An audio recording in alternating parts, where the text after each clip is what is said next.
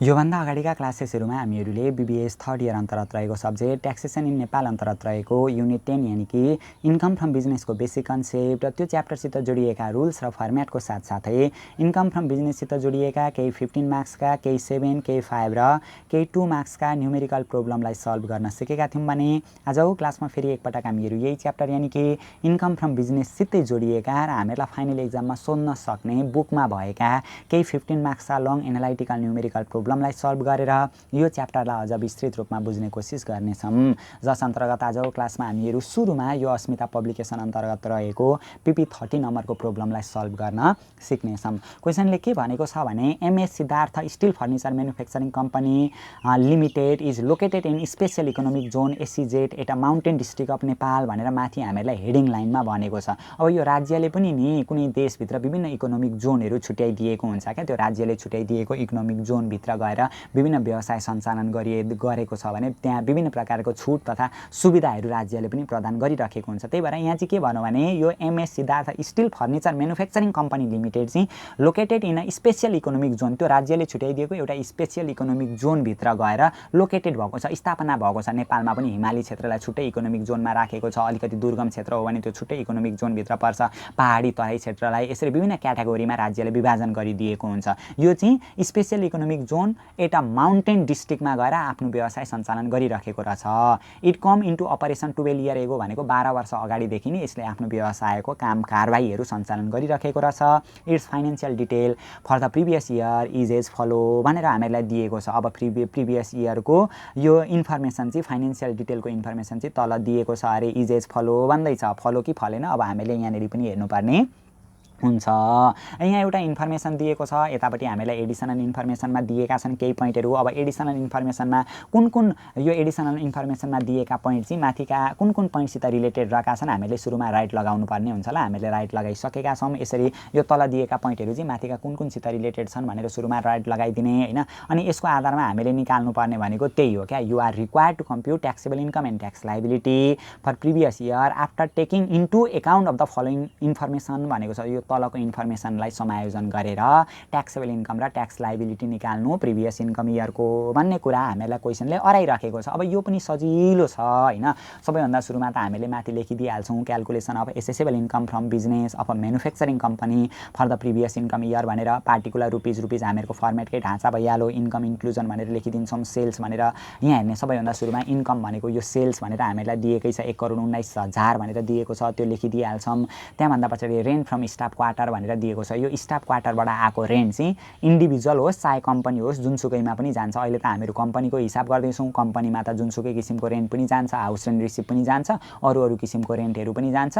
तर rent from staff quarter भनेको छ भने यो इन्डिभिजुअलमा पनि जान्छ, कम्पनीमा पनि जान्छ। त्यही भएर रेन्ट फ्रम स्टाफ क्वार्टर भनेर हामीहरू 37,500 लेखिदिउँ। डिभिडेन्ड रिसिभ नेट भनेको छ, नेट भनेर यो रिसिभ भएको हो क्या, हामीले प्राप्त गरेको। अब डिभिडेन्ड रिसिभ दुई तरिकाबाट हुन्छ, रेसिडेन्टबाट पनि हुन्छ, रेसिडेन्ट कम्पनीबाट पनि हुन्छ, नन रेसिडेन्ट कम्पनीबाट पनि हुन्छ। यसरी डिभिडेन्ड रिसिभ मात्रै भनेको थियो छ भने assume dividend is receive from resident company so it is related to final withholding income. यो इन्डिभिजुअल व्यक्तिको हिसाब गर्दा पनि फाइनल हुन्छ, कम्पनीको हिसाब गर्दा पनि फाइनल हुन्छ। डिस्काउन्ट रिसिभ भनेको छ अब व्यवसाय सञ्चालन गरिराख्दाखेरि विभिन्न किसिमका सामग्रीहरू सप्लायरहरूबाट खरिद गरेर ल्याउनुपर्छ, त्यहाँ विभिन्न प्रकारका छुटहरू हामीले पाइराखेका हुन्छौँ। त्यही भएर डिस्काउन्ट रिसिभ छ भने यसलाई पनि हामीले व्यावसायिक आम्दानीमा देखाउनु पर्ने हुन्छ। डिस्काउन्ट रिसिभ भनेर यसरी 1 लाख यसरी देखाइदिउँ। Gain and disposal of commercial building, यसरी gain and disposal of commercial building भनेको छ भनेदेखि अथवा gain and disposal of depreciable assets भनेको छ भनेदेखि gain and disposal of pool A, pool B, pool C, pool D यसरी भनेको छ भनेदेखि यो हामीहरूको बिजनेस इन्कममा त्यसलाई हामीले एडजस्ट गर्नुपर्ने हुन्छ। Gain and disposal of commercial भन्ने बित्तिकै व्यापारसित रिलेटेड बिल्डिङहरू बेचेर आएको नाफा रहेछ। त्यही भएर gain on sales of, gain on disposal of commercial building, disposal भनेकै सेल्स गर्नु, सल्ट्याउनु, बेच्नु भन्न खोजेको हो क्या। दिएको रहेछ हामीहरूलाई 6 लाख रुपियाँ दिएको रहेछ, यो 6 लाख रुपियाँलाई लेखिदिन्छौँ। एक्सचेन्ज गेन, विभिन्न मुद्राहरू एक्सचेन्ज गर्दाखेरि पनि अथवा विभिन्न सामानहरू एक्सचेन्ज गर्दाखेरि पनि यहाँनिर नाफा भएको रहेछ क्या, एक्सचेन्ज गेन भनेर दिएको रहेछ। 10,000 मुद्रा यो एक्सचेन्ज गर्ने भनेको त कम्पनीले गर्दैन होइन, विभिन्न सरसामानहरू एक्सचेन्ज गर्दाखेरि भएको नाफा रहेछ। एक्सचेन्ज लस छ भने त्यसलाई खर्चमा देखाउनुपर्छ, एक्सचेन्ज गेन छ भने त्यसलाई हामीले आम्दानीमा देखाउनु पर्ने हुन्छ। 10,000 हामीलाई दिएको रहेछ, त्यो पनि लेखिदिइहाल्यौँ।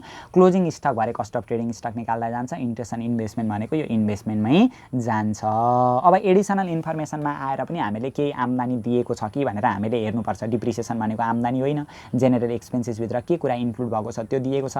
एक्सपेन्सेस वेलफेयर यो एक्सपेन्सेसको कुरा गर्दैछ, लिगल एक्सपेन्सेसको कुरा गर्दैछ, म्यानुफ्याक्चरिङ एक्सपेन्सेसको कुरा गर्दैछ, इन्ट्रेस्ट वाज पेड भन्ने बित्तिकै खर्चको कुरा गर्दैछ, पर्चेज खर्चको कुरा गर्दैछ, क्लोजिङ स्टकको कुरा गर्दैछ। अरू एक्स्ट्रा आम्दानीहरू हामीलाई केही नदिएको कारणले गर्दाखेरि यही नै हामीहरूको ग्रस इन्कम फ्रम बिजनेस भयो। कति आउने रहेछ 707666500 भनेर यसरी हामीले लेख्नुपर्ने हुन्छ। यो चाहिँ हामीहरूको के भयो ग्रस इन्कम फ्रम बिजनेस भनेर भयो ल। यो 70 होइन, फेरि मैले एकचोटि जोडिदिएँ ल। 1 करोड भन्ने छ यहाँनिर, यहाँ 1 करोडको कुरा आउँदैछ, यहाँ 7 करोड पुगिसकेको छ। फेरि एकचोटि जोडिदिएँ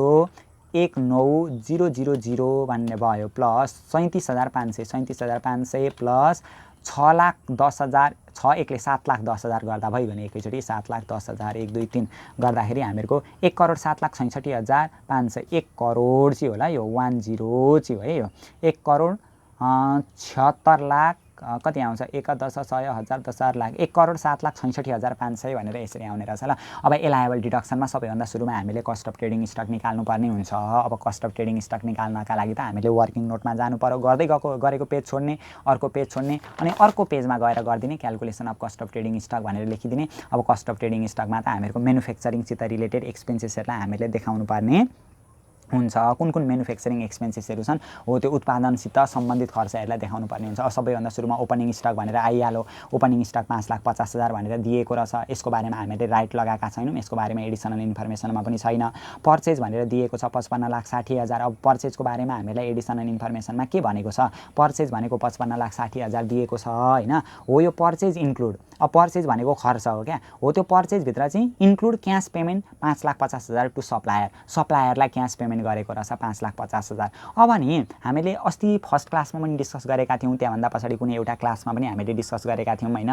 यदि वार्षिक कारोबार नि एनुअल टर्नओभर क्या, एनुअल टर्नओभर भन्ने बित्तिकै हामीले मेन भनेको सेल्सलाई हेर्नुपर्ने हुन्छ।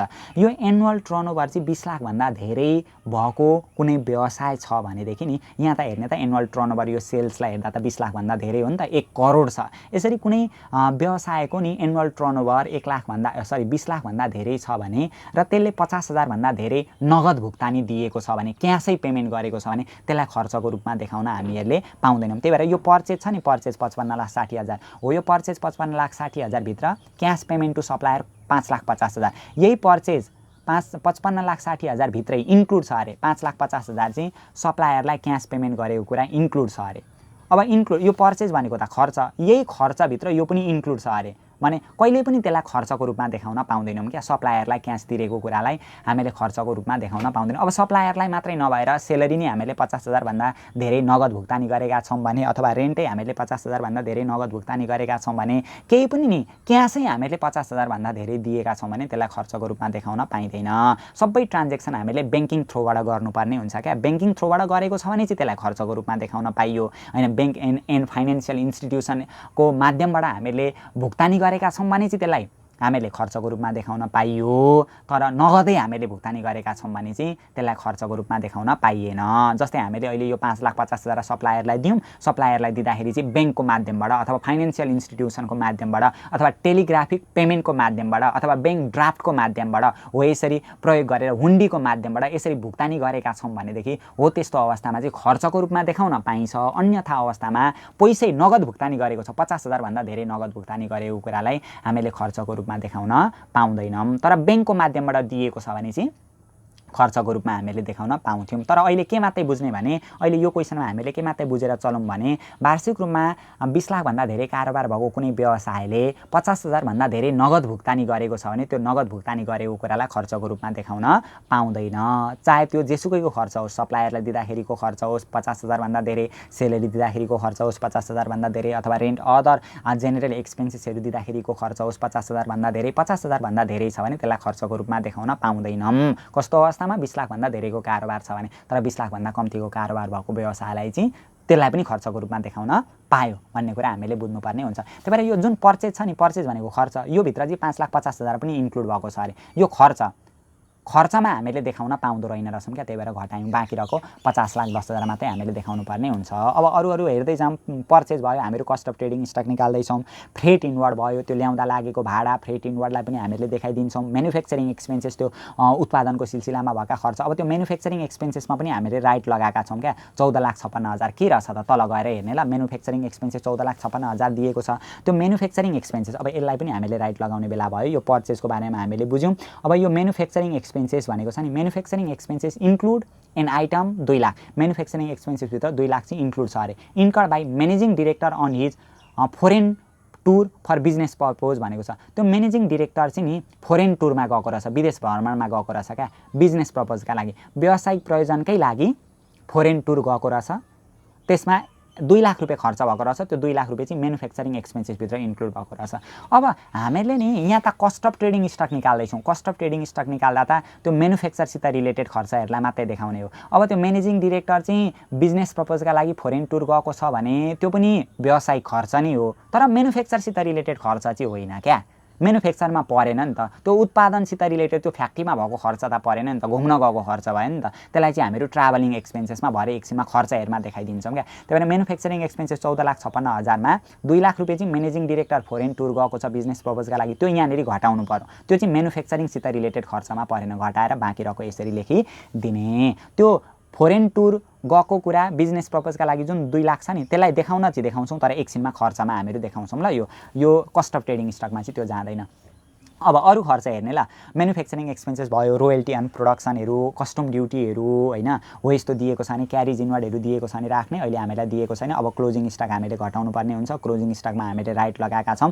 क्लोजिङ स्टकमा के भनेको छ, क्लोजिङ स्टक यहाँ हेर्ने त, closing stock was over valued, बढी भएको छ अरे। ओभर भ्यालुड भयो भने त घटाउनु पर्यो नि त, 19,500 हामीले घटाइदिनु पर्ने हुन्छ। 8,49,500 मा 19,500 घटाउँदाखेरि 8,30,000 भनेर यसरी आउँछ ल। हामीहरूको कति आउँछ, 8,49,500 मा 19,500 घटाउँदा बाँकी 8,30,000 आउँछ। अब यो सबैलाई एडजस्ट गर्दाखेरि हामीहरूको कस्ट अफ ट्रेडिङ स्टक आउँछ। यो सर्टकटमा मैले भन्दै गएँ ल, किनभने हामीले यो म्याक्सिमम बुझिसकेकै कुरा छ। 5,50,000 प्लस 50,10,000 1 2 3 50,10,000 1 10 6,000 10,000 ल, ठिक छ। प्लस अर्को 6 लाख दिएको रहेछ, 1 10 6,000 10,000 6 लाख प्लस 12,56,000 12,56,000 1 2 3 माइनस 8,30,000 8,30,000 1 2 3 गर्दाखेरि आउने रहेछ हामीहरूको कति आउने रहेछ त भनेदेखि 65,86,000 भनेर आउने रहेछ। यो चाहिँ हामीहरूको कस्ट अफ ट्रेडिङ स्टक भयो ल।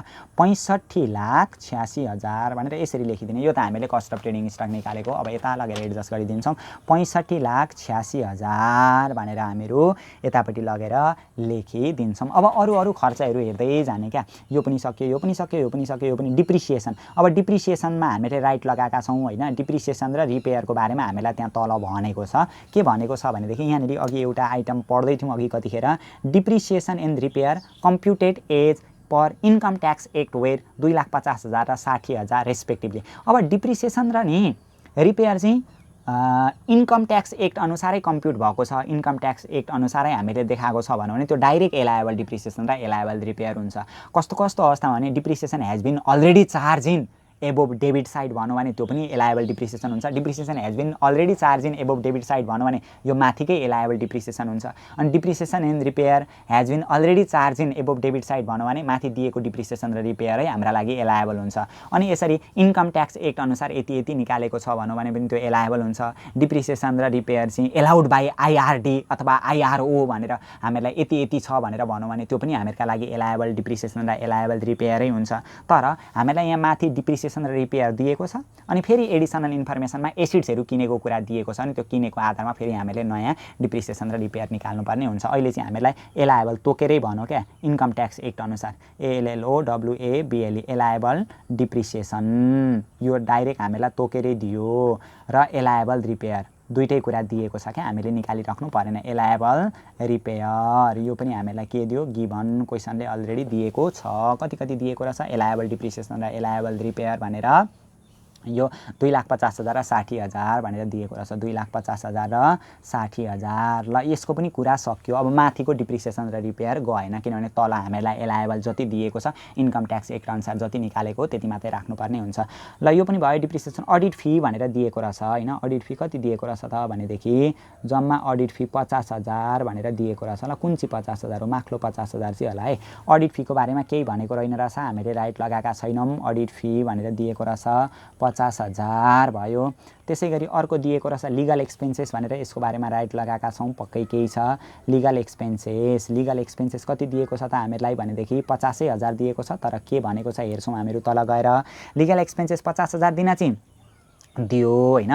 तल के भन्नु त भनेदेखि कहाँनेरि भनेको चाहिँ लिगल एक्सपेन्सेस। ल यसलाई पनि गोलो लगाइदिइहालौँ। लिगल एक्सपेन्सेस हैन include 25,000 paid to the lawyer for conducting income tax appeal. त्यो इन्कम ट्याक्स अपिलका लागि भएको खर्चहरू चाहिँ देखाउन पाउँदैनौँ क्या। लिगल एक्सपेन्सेसभित्रै 25,000 चाहिँ इन्कम ट्याक्स अपिलमा भएको खर्च रहेछ, त्यो घटाउनु पर्यो। अनि अर्को के भनेको छ भनेदेखि income tax appeal and 20,000 is connection with the prosecution of managing director for smuggling goods भनेको छ क्या। त्यो म्यानेजिङ डिरेक्टर चाहिँ स्मग्लिङ गुड्सहरू क्या कालोबजारीहरूसित संलग्न भएको देखिएकोले हो, त्योसित रिलेटेड खर्च भएको रहेछ 20,000। अब त्यो कालोबजारीहरू ब्ल्याक मार्केटिङहरू त जाँदैन नि त, हो यही लिगल एक्सपेन्सेसभित्र त्यो कानुनी खर्चभित्रै 25,000। कानुनी खर्च जम्मा 50,000 हो, त्योमध्ये इन्कम ट्याक्स अपिलमा भएको खर्च 25,000 रहेछ, त्यसलाई देखाउन पाइँदैन, ट्याक्ससित रिलेटेड खर्च देखाउन पाइएन। अनि स्मग्लिङ गुड्ससित इन्भल्भ भएको रहेछ क्या म्यानेजिङ डिरेक्टर हो, त्योसित रिलेटेड केही खर्च भएको रहेछ, त्यसलाई पनि देखाउन पाइँदैन। भनेपछि गर्दा 5,000 मात्रै हामीहरूको एक्चुअल लिगल एक्सपेन्सेस रहेछ भनेर हामीले 5,000 मात्रै लिगल एक्सपेन्सेसलाई देखाउनु पर्ने हुन्छ। अनि रिसर्च कस्ट भनेको यो रिसर्च कस्ट एकछिनमा आउँछ ल, हामीहरू रिसर्च कस्ट एकछिनमा देखाउँछौँ। रिपेयर हामीले गरिसक्यौँ। पोल्युसन कन्ट्रोल कस्ट पनि हामीले एकछिनमा देखाउनु पर्ने हुन्छ, त्यसको छुट्टै स्टेप छ। इम्प्लोइ वेलफेयर एक्सपेन्सेस, अब त्यो इम्प्लोइहरूलाई विभिन्न सेवा सुविधाहरू दिनु पर्यो, त्यसमा भएको खर्च रहेछ EMPLOYEE employee WELFARE welfare expenses भनेर दिएको रहेछ हैन। कति दिएको रहेछ यसको बारेमा पनि राइट लगाएको छ, 60,000 भनेर दिएको रहेछ। अब तल के भनेको रहेछ त इम्प्लोइ वेलफेयर एक्सपेन्सेसभित्र हेरौँ है त। इम्प्लोइ यहाँनिर दिएको थियो, अघि हामीहरू पढ्दै थियौँ कुन बेला, एक्सपेन्सेस वेलफेयर एक्सपेन्सेस होइन, यो इम्प्लोइ वेलफेयर एक्सपेन्सेस भन्न खोजेको ल, त्यहाँ एक्सपेन्सेस वेलफेयर एक्सपेन्सेस भएछ।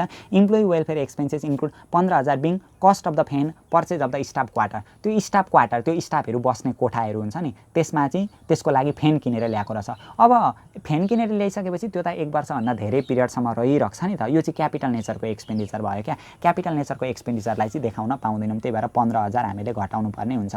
गर्दाखेरि 45,000 क्यापिटल नेचरको एक्सपेन्डिचरहरू थाहा छ नि, हामीहरू अस्तिदेखि छलफल गर्दै आइराखेका छौँ। जस्तै फर्निचरहरू किनो, मेसिनहरू किनो, प्लान्टहरू भेकलहरू किनो भने त्यो 1 वर्षभन्दा धेरै समय रहन्छ, त्यो पनि क्यापिटल नेचरको एक्सपेन्डिचर हो, त्यसलाई पनि हामीले खर्चमा देखाउन पाउँदैनौँ, तर त्यसको डिप्रिसिएसन चाहिँ निकालेर खर्चको रूपमा देखाउँछौँ। अनि expenses related to disposal of business liability, त्यो बिजनेस लाइबिलिटीहरू व्यावसायिक दायित्वहरू तिर्दाखेरि हामीले ऋण लिएका छौँ, अब त्यो लिएको ऋणलाई तिर्दाखेरि विभिन्न प्रोसेसिङ कस्टहरू आउन सक्छ, हो त्यो expenses related to disposal of business liability अथवा अन्य व्यावसायिक दायित्वहरूको भुक्तानी गर्दाखेरि भएका खर्चहरू पनि हामीहरूको क्यापिटल नेचरको एक्सपेन्डिचरभित्र पर्छ, त्यही भएर त्यस्तो खर्चलाई पनि देखाउन पाउँदैनौँ। Expenses related to raising loan, क्या हामीले ऋणहरू लिँदाखेरि विभिन्न प्रकारका प्रोसेसिङ कस्टहरू आउँछ, हो त्यो ऋणहरू लिँदाखेरि होइन लागेका खर्चहरू हामीले देखाउन पाउँदैनौँ, त्यो पनि क्यापिटल नेचरको एक्सपेन्डिचरभित्र पर्छ। अब प्लान्टहरू मेसिनहरू किन्दाखेरि त्यसलाई इन्स्टल गर्नु पर्यो, त्यो मेसिनहरू इन्स्टल गर्दाखेरि मेसिनहरू ल्याउँदा लागेको भाडाहरू पनि क्यापिटल नेचरको एक्सपेन्डिचरभित्र पर्ने भएको कारणले गर्दा त्यस्तो खर्चलाई पनि हामीहरू देखाउन पाउँदैनौँ, यो चाहिँ हामीहरूको क्यापिटल नेचरको एक्सपेन्डिचर भयो। अनि यस्तो फ्यानहरू किनेर ल्यायो, त्यो त मोर देन 1 इयर 1 वर्षभन्दा बढी नै समयसम्म तुर्लुङ्ग परेर त्यो सिलिङमा झुन्डिरहेको छ नि त, यस्तो तुर्लुङ्ग झुन्डिराख्ने खालको खर्चहरूलाई यो बुझ्नका लागि मात्रै भनेको, यस्तोलाई पनि हामीहरू क्यापिटल नेचरको एक्सपेन्डिचरभित्र राखिदिन्छौँ। त्यो फेन ल्याउने, कच्याकुचु कुच्याउने, 5 दिनमै बिगार्ने, छोडिदिने, फाल्ने, त्यस्तो त हुँदैन। फेन ल्याइसके पछाडि त्यो मोर देन 1 इयर 1 वर्षभन्दा बढी नै चल्ने भएको कारणले गर्दाखेरि त्यो पनि हामीहरूको क्यापिटल नेचरको एक्सपेन्डिचरभित्र पर्छ, त्यही भएर यो हामीले देखाएनौँ, त्यो पनि हामीहरूको सकियो होइन। ल अर्को हेर्ने जेनरल चार्ज भनेर दिएको रहेछ, अर्को यहाँनिर दिएको रहेछ जेनरल चार्ज भनेर 75,000 दिएको रहेछ। जेनरल चार्ज भनेर जेनरल चार्ज जम्मा 75,000 दिएको छ, यसको बारेमा राइट लगाएका छौँ। के भनेको छ त जेनरल चार्जको बारेमा यहाँ हेर्ने, यहाँनिर दिएको रहेछ जेनरल चार्जमा के भनेको छ भने जेनरल चार्ज जम्मा 75,000 थियो, त्योभित्र पेनाल्टी टु द जेनरल चार्जभित्र इन्क्लुड छ अरे penalty to the government for supply of inferior quality of steel furniture. अब कमर्सियल किसिमको फर्निचर स्टिल प्रयोग गर्यो अरे क्या, आज बनाएको छ बेच्न त बेचो, भोलि पर्सिपल्टै भत्ताभुङ्ग भयो हो त्यस्तो। त्यो कमर्सियल किसिमको होइन, जथाभावी बिजनेस सञ्चालन गर्न थाल्यो भने त त्यो राज्यले विभिन्न पेनाल्टीहरू लगाइदिन्छ नि। हो त्यही भएर penalty to the government for supply of inferior quality, त्यो सप्लाई गर्दाखेरि सामानको सप्लाई गर्दा चाहिँ इन्फेरियर क्वालिटीका कमर्सियल किसिमको क्वालिटी प्रयोग गरेको कारणले गर्दा जम्मा 40,000 बराबरको चाहिँ गभर्मेन्टलाई पेनाल्टी तिर्नु पर्यो अरे। अब त्यो त उसको गल्तीले गर्दा तिरेको पेनाल्टी हो नि त। फाइन एन्ड पेनाल्टी चाहिँ वाटर एन्ड इलेक्ट्रिसिटीको मात्रै खर्चमा देखाउन पाउँछौँ, अरूको चाहिँ खर्चमा देखाउन पाउँदैनौँ क्या। त्यही भएर त्यो 40,000 घटाउनु पर्यो। त्यो जबरजस्ती गल्ती गर्ने, अनि गल्ती गर्यो भने त मारिहाल्यो नि राज्यले होइन, गल्ती गर्नु भएन।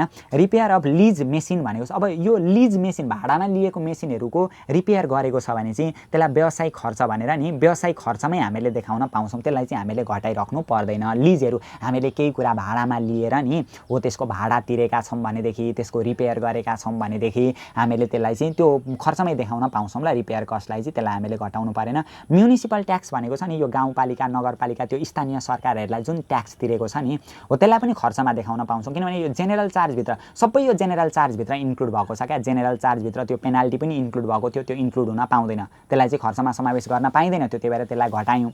रिपेयर पनि इन्क्लुड भएको थियो, त्यसलाई खर्चमा देखाउन पाइन्छ, त्यसलाई घटाइराख्नु परेन। म्युनिसिपल ट्याक्स त्यो जुन स्थानीय स्तरमा तिरेको ट्याक्सहरू छ नि, त्यो माथि सङ्घीय सरकारलाई तिरेको ट्याक्सहरू चाहिँ हामीले घटाउन पाउँदैनौँ। एडभान्स ट्याक्स पेडहरू, इन्कम ट्याक्स पेडहरू हो यस्तो छ भने त्यसलाई चाहिँ घटाउन पाउँदैनौँ। तर म्युनिसिपल ट्याक्सहरूलाई चाहिँ हामीले घटाउन पाउँछौँ। अब कहिलेकाहीँ एक्जाममा कन्फ्युज पारिदिन्छ क्या, त्यो डेबिट साइडमा हामीलाई दिएको हुन्छ म्युनिसिपल ट्याक्स मात्रै भनेर दियो भने त्यसलाई चाहिँ खर्चको रूपमा देखाउन पाउँछौँ म्युनिसिपल ट्याक्स भनेर। हो यस्तै यिनीहरू हामीले लेख्नुपर्ने हुन्छ क्या, छुट्टै सिङ्गलमा दिएको छ भने। अहिले चाहिँ जेनरल एक्सपेन्सेसभित्रै इन्क्लुड भएको छ, यही भित्र इन्क्लुड भएको छ, त्यसलाई घटाइराख्नु परेन।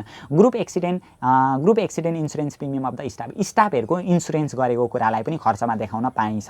यो सबै जेनरल चार्जभित्रै इन्क्लुड भएको छ, सबै यो पाइन्छ खर्चको रूपमा देखाउन पाइने भएको कारणले त्यसलाई एक्सक्लुड गरिराख्नु परेन। तर यसलाई चाहिँ खर्चको रूपमा देखाउन पाइँदैन थियो, त्यसलाई चाहिँ हामीले घटायौँ ल। गर्दाखेरि कति आउने रहेछ, 75मा 40 घटाउँदाखेरि 75 माइनस 40 गर्दाखेरि 35,000 आउने रहेछ ल। 35,000 भनेर हामीले यसलाई लेख्नुपर्ने हुन्छ।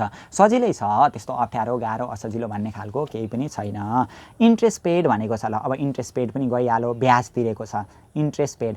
अब इन्ट्रेस्ट पेड पनि नि हामीले जति ऋण बिजनेस पर्पजका लागि लिएका छौँ नि त्यही अनुसारको ब्याज मात्रै तिर्नुपर्ने हुन्छ क्या। जस्तै अब यो इन्ट्रेस्ट पेड गर्दा जम्मा हामीले ब्याज त तिर्यौँ, जम्मा ब्याज त हामीले 50,000 तिर्न त तिर्यौँ। अब सबै व्यावसायिक प्रयोजनको ब्याज भन्न त सकिँदैन। अब यहाँ हामीलाई के भनेको छ भने यहाँनिर हेर्ने सबैजनाले interest was paid on the overdraft, त्यो इन्ट्रेस्ट चाहिँ हामीले ओभरड्राफ्टको पेड गरेका रहेछौँ। Loan utilization was as follow भनेको छ, लोन चाहिँ केमा चलाएका रहेछौँ।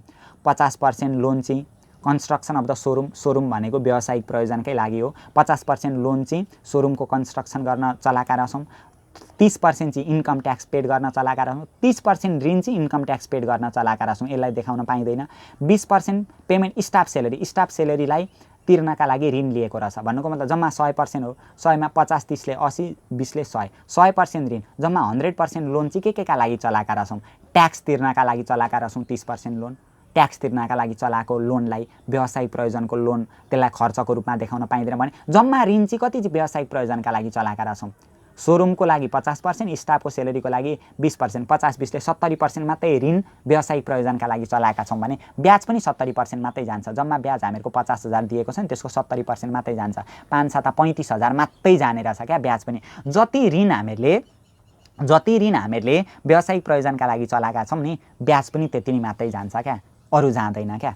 त्यही भएर त्यो इन्कम ट्याक्स पेड गर्नका लागि लिएको ऋणलाई खर्चको रूपमा देखाउन पाइँदैन। बाँकी व्यावसायिक ऋणलाई मात्रै जुन हामीले बिजनेस प्रयोजनका लागि, एक्चुअल बिजनेस प्रयोजनका लागि लिएको ऋण जति छ त्यही प्रोपोर्सनमा हामीले ब्याज पनि देखाउनु पर्ने हुन्छ। 70% ऋण चाहिँ हामीले बिजनेस प्रयोजनका लागि चलाएको छ भने ब्याज पनि 70% मात्रै गयो ल। त्यसरी हामीले खर्च देखाउनु पर्ने हुन्छ। यो पनि भयो, धेरै भन्दै फेरि बिर्सिन थालिन्छ क्या। अनि फेरि के हुन्छ। प्रोभिजन फर ब्याड डेट भनेको छ, प्रोभिजनको कुरा केही पनि जाँदैन। डोनेसन टु काठमाडौँ मेट्रोपोलिस भनेर दिएको छ। यो काठमाडौँ महानगरपालिका होइन, उपमहानगरपालिकाहरूलाई दिएको डोनेसन भरे 5% हामीले काट्नुपर्ने हुन्छ। 5% हुन्छ पिसिसी र आरडी घटाउनुभन्दा अगाडिको इन्कममा अरू दुईवटा सेक्टरबाट आएको इन्कम जोडेर त्यसको 5% लाई गाउँपालिका, महानगरपालिका, यो उपमहानगरपालिकाहरूलाई दिएको डोनेसन हैन, पुलिस चौकीहरूलाई, मेट्रोपोलिस भनेको त्यो पुलिस चौकीहरू त्यही केही प्रहरीहरूसित रिलेटेडलाई दिएको डोनेसन रहेछ हैन।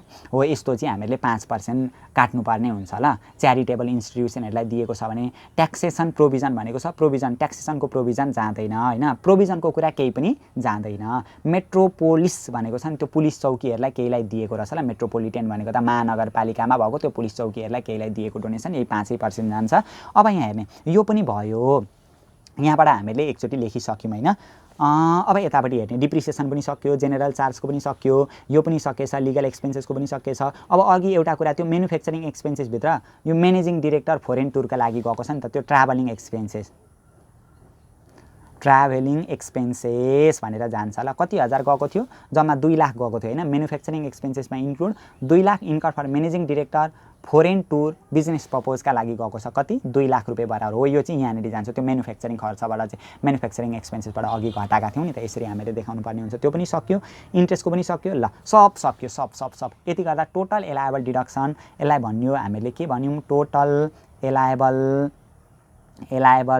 Deduction, DEDUCTION deduction before PCC and RD pollution control cost र रिसर्च एन्ड डेभलपमेन्ट कस्टदेखि बाहेकका अरू खर्चहरू कति रहेछ त, 65,86,000 भनेर यहाँनिर रहेछ, प्लस 25,000 भनेर यो भयो हैन, प्लस 60,000 भनेर भयो, प्लस 50,000 भनेर भयो, प्लस अनि 5,000 र 45,000ले 50,000 र 85,000 सबै गरिदिउँ न, 85,000 भनेर भयो, प्लस अनि 35,000 र 2 लाखले 2,35,000 2,35,000 गर्दाखेरि सबै खर्चहरू हामीहरूको गर्दा कति आयो, 70,41,000 भनेर आउने रहेछ ल। टोटल खर्चहरू जोड्दाखेरि फेरि मैले एकचोटि जोडिदिएँ ल, यहाँनिर मिस्टेक भएको पनि हुनसक्छ, एकचोटि फेरि गर्दै जान्छु।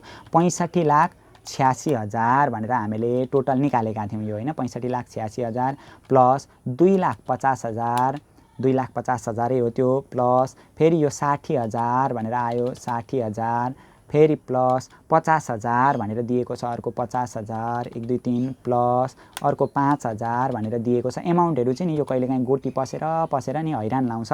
अर्को 45,000 भनेर दिएको छ, 45,000 प्लस अर्को 35,000 भनेर दिएको छ, फेरि 35,000 प्लस फेरि 35,000 अर्को पनि फेरि प्लस 2 लाख 1 10 100 1000 10 लाख 2 लाख भनेर दिएको थियो, गर्दा 72,66,000 दुईचोटि गर्दाखेरि दुईतिरैको डिफ्रेन्स आउँदैछ ल। 72,66,000 यसलाई मिस्टेक त सायद नगरेको, अहिले त गरेको छैन होला हो। यो गर्दा 72,66,000 भनेर यसरी हामीहरूको आउने रहेछ। यो भयो total allowable deduction before PCC and RD। अब यो आम्दानीमा खर्च घटाइदिँदा adjusted taxable income before loss adjustment आइहाल्छ। Adjusted taxable TAXABLE taxable income before loss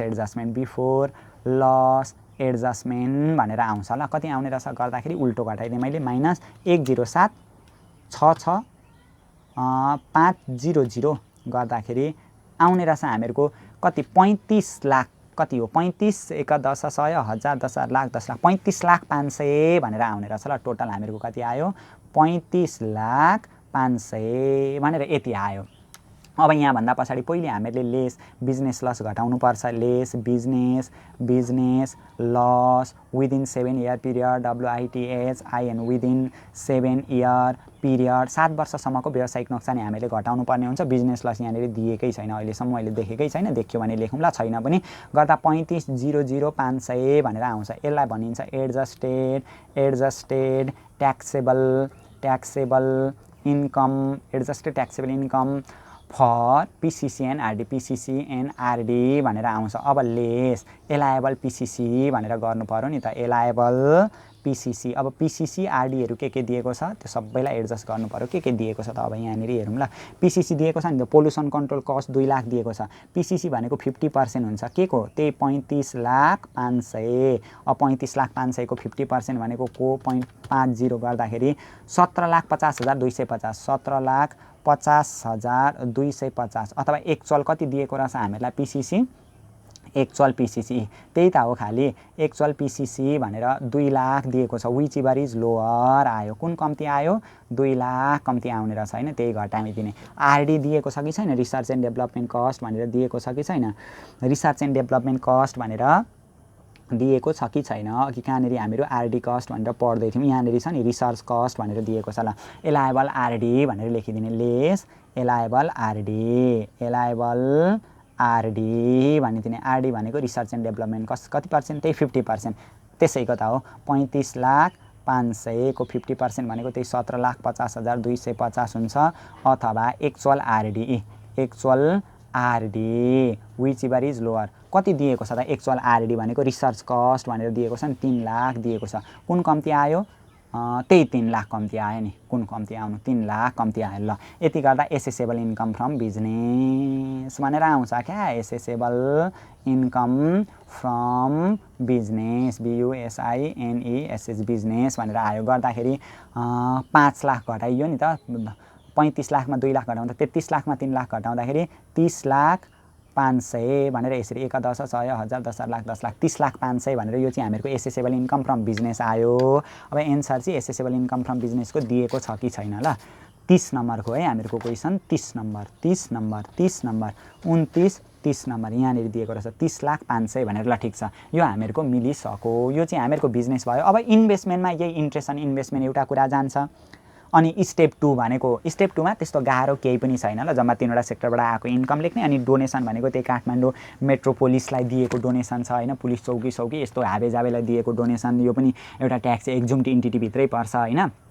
यसको पनि 5% डोनेसन हो गरिदिने। अनि भरे ट्याक्स लाइबिलिटी गरिदिने क्या। ट्याक्स लाइबिलिटी गर्दाखेरि होइन, अब ट्याक्स लाइबिलिटी गर्दाखेरि यो स्पेसल भरे त्यो जुन ट्याक्सेबल इन्कम आउँछ नि, ट्याक्सेबल इन्कम गरिसकेपछि ट्याक्स लाइबिलिटी गर्दाखेरि अब यहाँ हेर्ने, ल हामीले के गर्नु पर्यो, an industry establish in specified economic zone अथवा special economic zone located in mountain डिस्ट्रिक्टमा छ भने exempt from tax for first 10 year of operation, पहिलो 10 वर्षसम्म ट्याक्सै लाग्दैन। and then tax 50% of the tax rate otherwise applicable, there is therefore applicable tax rate 50% of 20% 10%। अब हामीले के बुझ्नु पर्यो भनेदेखि यो स्पेशल इकोनोमिक जोनमा नि यदि माउन्टेन डिस्ट्रिक्टमा कुनै आफ्नो अपरेसन कुनै पनि म्यानुफ्याक्चरिङ कम्पनी स्पेशल इकोनोमिक जोनमा सञ्चालन भएर त्यो माउन्टेन डिस्ट्रिक्टमा छ भने पहिलो 10 वर्षसम्म करै लाग्दैन। यहाँ त 12 वर्ष भइसक्यो नि त, पहिलो 10 वर्षसम्म करै लाग्दैन। अब म्यानुफ्याक्चरिङ कम्पनीमा 20% हो, 10 वर्षसम्म करै लाग्दैन। अब 10 वर्षदेखि उता भनेको जति कर लाग्ने हो नि म्यानुफ्याक्चरिङ कम्पनीमा त्यसको पनि 50% क्या, 20 को 50%, 20 को 50% भनेको 10% मात्रै लाग्छ। 10 वर्षसम्म चाहिँ करै लाग्दैन। यदि manufacturing company special economic John mountain डिस्ट्रिक्टमा छ भने 10 वर्षसम्म करै लाग्दैन। 10 वर्षदेखि उता गएको छ भने चाहिँ म्यानुफ्याक्चरिङ कम्पनीमा जति छ नि त्यसको 50%, यानि कि 20 को 50% भनेको 10% कर लाग्छ क्या। हो यसरी हामीले अन्तिममा ट्याक्सेबल इन्कम जति आउँछ त्यो ट्याक्सेबल इन्कमबाट त्यसको 10% गरेर ट्याक्स लाइबिलिटी क्याल्कुलेसन गरियो भनेदेखि त्यसको पनि सक्यो होइन। अब लगभग यस्तै कुराहरू होलान् होइन। यो कुरालाई यसलाई मैले सबै गरिनँ होइन। अब यतापट्टि अलिकति हेऱ्यौँ हामीले भनेदेखि जस्तै यहाँनिर हामीलाई भनेको छ नि सेल्स भनेर दिएको छ, गइहाल्यो। Gain on disposal of business liability भनेको बिजनेस लाइबिलिटीहरू डिस्पोज गर्दाखेरि भएको नाफा यो बिजनेस इन्कममा गइहाल्यो। कम्पेन्सेसन रिसिप पनि बिजनेसमा गइहाल्यो, गिफ्ट रिसिप पनि बिजनेसमा गइहाल्यो। डिभिडेन्ड जाँदैन, इन्ट्रेस्ट अन इन्भेस्टमेन्टमै जान्छ। Gain from disposal of block D भनेको यो भनेको हामीहरूको बिजनेसमै जान्छ। इन्कम फ्रम नेचुरल रिसोर्सेस भनेको इन्भेस्टमेन्टमा जान्छ। लगभग त्यस्तो अप्ठ्यारो खालको केही कुरा छैन होइन। त्यस्तो तपाईँहरूलाई त्यस्तो लाग्यो भनेदेखि कमेन्ट बक्समा कमेन्ट पनि गर्दै जानु होला। अब अर्को क्लासदेखि चाहिँ हामीहरू इन्भेस्टमेन्टसित रिलेटेड सम्पूर्ण न्युमेरिकल प्रोब्लमहरूलाई सल्भ गर्छौँ र एक्जाम अगाडि हामीहरू भ्यायौँ भनेदेखि नि यो 31 नम्बर र 32 नम्बरको क्वेसनलाई चाहिँ हामीहरू फेरि पनि सल्भ गर्न सिक्छौँ ल। किनभने अलिअलि 1-2वटा टर्महरू जस्तै यहाँनिर एउटा मैले देखिहालेँ गिफ्ट इन्क्लुड क्याजुअल इन्कम भनेको रहेछ। क्याजुअल इन्कम भनेको त्यो लट्री इन्कमहरू हुन्छ नि जुन आकस्मिक लाभहरू हुन्छ नि, हो यस्तो जाँदैन। यो चाहिँ गिफ्टभित्र इन्क्लुड छ अरे, भने त्यसलाई एक्सक्लुड गर्नुपर्छ। जति गिफ्ट छ नि त्यो गिफ्ट रिसिप चाहिँ बिजनेस इन्कममा जान्छ, तर क्याजुअल इन्कम त्यसमा इन्क्लुड भएको छ भने त्यसलाई एक्सक्लुड गरेर हामीले लेख्नुपर्ने हुन्छ। हो त्यसरी हामीले सल्भ गर्नुपर्ने हुन्छ। अब आगामी आउने क्लासमा चाहिँ हामीहरू अर्को च्याप्टर यानि कि इन्कम फ्रम इन्भेस्टमेन्टसित रिलेटेड सम्पूर्ण न्युमेरिकल प्रोब्लमहरूलाई सल्भ गर्न सिक्नेछौँ।